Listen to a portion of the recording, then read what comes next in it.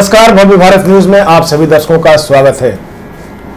पिछली बार आपने ग्रहों के चाल को देखा होगा, सूर्य से संबंधित आपको जानकारियां मिली होंगी जो पंडित आचार्य सुरेश जी ने दी थी। आज वही पंडित जी हमारे बीच बैठे हुए हैं और आपको शुक्र पर जानकारी देंगे कि शुक्र किस तरह का ग्रह है, जातक पे इसका क्या प्रभाव पड़ता है और अगर शुक्र खराब होता है तो क्या फल देता है और शुक्र अगर अच्छा होता है तो क्या फल देता है। तो पंडित जी, आपका स्टूडियो में स्वागत है। नमस्कार। आप बताइए कि शुक्र की पहले उत्पत्ति कैसे हुई। जहां तक शुक्र के उत्पत्ति का सवाल है, शुक्र भृगु जी के पुत्र हैं। भृगु के पुत्र उषान जो सिद्ध ऋषि हुए वही हमारे शुक्राचार्य जी हैं। एक इसके पीछे एक पौराणिक कथा है कि जब राजा बलि ने भगवान वामन को 3 पग भूमि देने का वादा किया और कमंडल से जल निकालने के लिए जब निकालने की कोशिश की तो शुक्राचार्य जी हमारे ये जो उषान जी थे वो कमंडल के अंदर घुस गए। तो वामन भगवान ने कुश के द्वारा उस कमंडल की सफाई की, जिससे कि वो कुशाग्र शुक्राचार्य जी के बाईं आंख को फोड़ दिया और ये जो है उनकी आंख जो है एक खराब हो गई। तब से इनका जो है शुक्राचार्य नाम हुआ। शुक्राचार्य जी भृगु के ऋषि थे। शुक्राचार्य जी असुरों के पुरोहित थे, उन्हीं के लिए कार्य करते थे, उन्हीं को बढ़ाने का सारा ये प्रयत्न करते थे।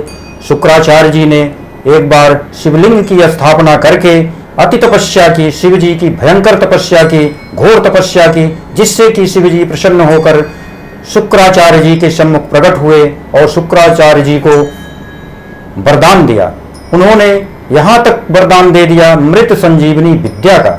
मृत संजीवनी विद्या का मतलब है कि जो व्यक्ति मर जाए उसको पुनः जीवित करने की क्षमता रखने वाली विद्या को हम मृत संजीवनी विद्या कहते हैं। मृत संजीवनी विद्या किसी भी ग्रह के पास नहीं है, केवल एक ही ग्रह है जो शुक्राचार्य जी हैं। शुक्र के पास ही मृत संजीवनी विद्या है।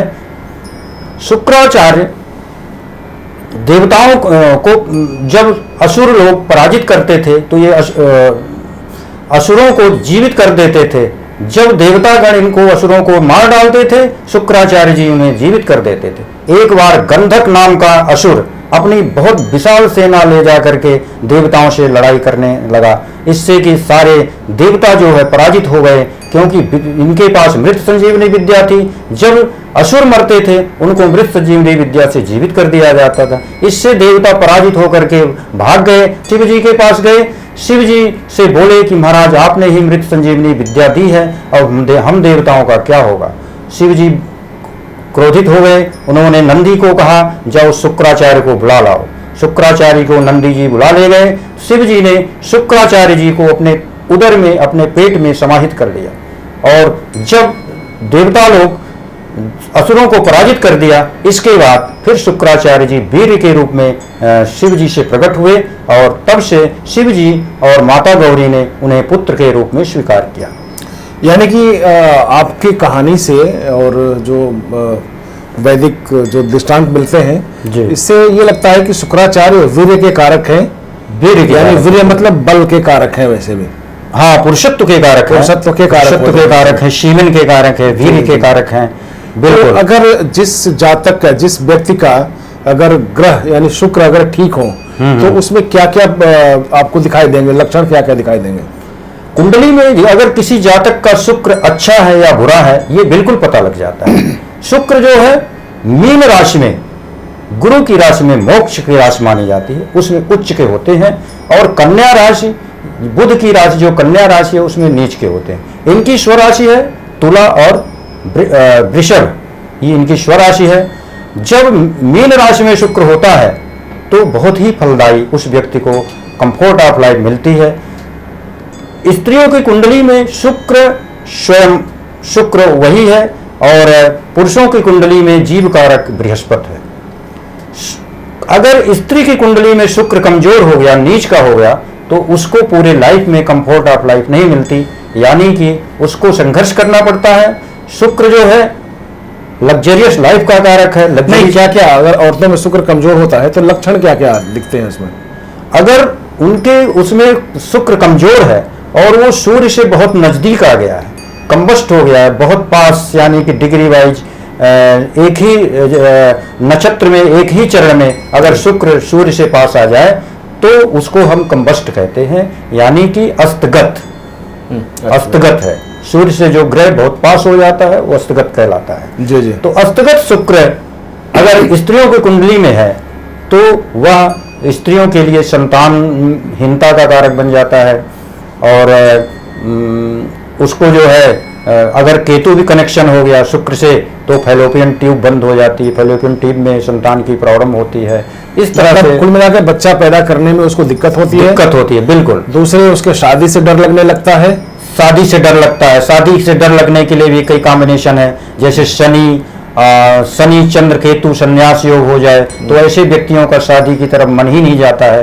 और ये तरह तरह के कॉम्बिनेशन है ग्रहों का, और भी ग्रहों का भी प्रभाव है, लेकिन शुक्र का प्रभाव बिल्कुल दिखता है। अगर हथेली पे देखा जाए शुक्र के प्रभाव को, तो हथेली का बताया जाता है कि शुक्र का स्थान ये माना जाता है यहाँ। बिल्कुल, हाँ, थंब के जो ये पार्ट है, तो अगर जिस औरत के हथेली में अगर ये कमजोर हो, अगर गद्देदार ना हो, तो ये माना जाएगा कि शुक्र पीड़ित है, शुक्र उसका पीड़ित है, कमजोर है। और जिनका अच्छा उभरा हुआ होता है उनका शुक्र अच्छा माना जाता है। तो इसलिए उसमें शादी का भी उसका दिल नहीं करेगा, बच्चा पैदा करने का भी दिल नहीं करेगा। और फिर क्या चेहरे मोहरे से भी कुछ अंतर पड़ता है इस तरह से? बिल्कुल बिल्कुल। जिस स्त्री की कुंडली में शुक्र उच्च का होता है, शुक्र अच्छा होता है, वो उसके चेहरे पे और ग्रहों का कनेक्शन जैसे बृहस्पति का हो जाए तो वो उसका चेहरा जो है ग्लो करता है, अच्छा ब्यूटी आ जाती है, ब्यूटीफुल चेहरा, सुंदर चेहरा बन जाता है। तो इससे चेहरे पर बहुत असर पड़ता है। जिसका पीड़ित होता है उसमें ग्लो नहीं रहती, कांति नहीं रहती, एक झुर्रियां सी हो जाती हैं, इस तरह का चेहरा जो है। अगर हम पुरुषों में देखें जी, बच्चों में देखें तो क्या क्या लक्षण दिखाई देते हैं आपके शुक्र अगर कमजोर होता है तो? शुक्र अगर पुरुष की कुंडली में कमजोर है तो उसको जो है लग्जरियस लाइफ नहीं मिलती, पैसों की कमी रहती है। अगर नीच का हो गया, पीड़ित हो गया, उसको बहुत संघर्ष का सामना करना पड़ता है। नहीं बनी, जैसे आपने बताया कि शुक्र है एक क्या कहते हैं वो वीर्य का कारण होता है, वीर्य का कारण बलवान होता है, ताकतवर होता है भी।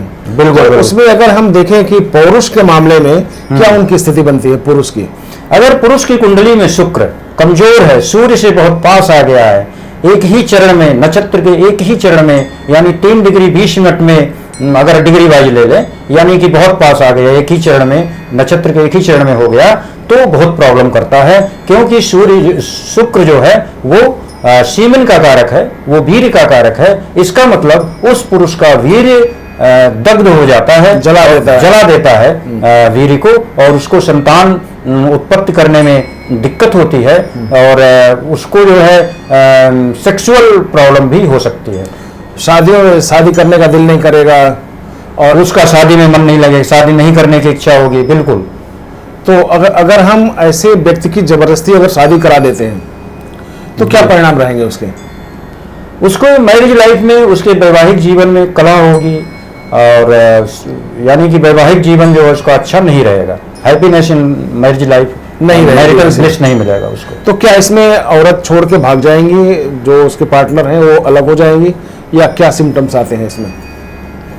अब ये डिपेंड करता है उसकी उनकी वाइफ की कुंडली भी देख करके जो है वो पता लगेगा कि वो किस तरह का उनके उसमें योग है। तो वो बड़ी बात है। ये देखिए समाज में इस रोग से बहुत लोग पीड़ित हैं जी। तरह तरह के बाबाओं के पास जाते हैं, तरह तरह की दवाइयां खाते हैं जो उनको नुकसान देता है और उनको कुंठित करता जाता है। अगर हम आपके नाड़ी इससे देखा जाए, नाड़ी ज्योतिष नाड़ी से देखा जाए, तो क्या आप ये बता सकते हैं कि उनको किस पूजा पाठ का एक आसरा दिया जाए ताकि उससे वो ठीक हो? बिल्कुल, इसका निदान है। अगर हम शुक्र की उपासना करें, सूर्य की, अगर सूर्य से कंबस्ट है तो सूर्य की उपासना करें और शुक्र की करें। शुक्र के लिए मैं शुक्र के मंत्रों का, माता लक्ष्मी का शुक्र के मंत्र हो गए, ओम सुम शुक्राय नमः स्वाहा, ओम सुम शुक्राय नमः, इन मंत्रों का जाप किया जाए, शुक्र का अनुष्ठान किया जाए, शुक्र से संबंधित चीजों का जो है दान किया जाए। तो तरह तरह के किस तरह का कॉम्बिनेशन है ये इसको देख करके आसानी से जो है पकड़ा जा सकता है और बताया जा सकता है, और इस समस्या से निदान पाया जा सकता है। तो चलिए पंडित जी, आपका बहुत बहुत धन्यवाद। आज के एपिसोड में बस इतना ही। अगले एपिसोड में हम फिर मिलेंगे। तब तक के लिए आप चैनल को सब्सक्राइब कर लें ताकि आप अपने अपने ग्रह नक्षत्रों के आधार पे आप तैयार हो सकें और सावधानियां बरत सकें और अपने जीवन में उन्नति पा सकें। अगर पंडित जी से आपको संपर्क करना है और अपने कुंडली के बारे में जानकारी लेनी है तो नीचे दिए हुए नंबर पर फोन कर सकते हैं ताकि आपको सटीक और सही जानकारी हासिल हो सके।